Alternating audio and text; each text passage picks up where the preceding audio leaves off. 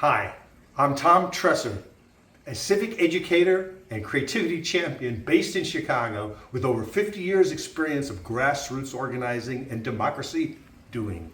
I'd like to tell you about the 100K Project, a new national movement to inspire and equip 100,000 of our peers in the arts, creativity, nursing, social work, science, and education sectors to run for local office or to help someone run, and to do so as champions of science, the rule of law, equity, justice, peace, creativity, and freedom of expression.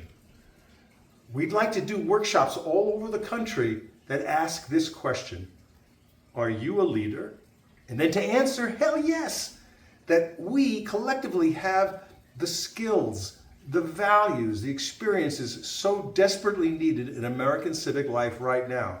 You know, our peers in the science and the arts, we create projects and programs and strategies all the time that really solve pressing problems and materially help peoples in their lives. But you know what?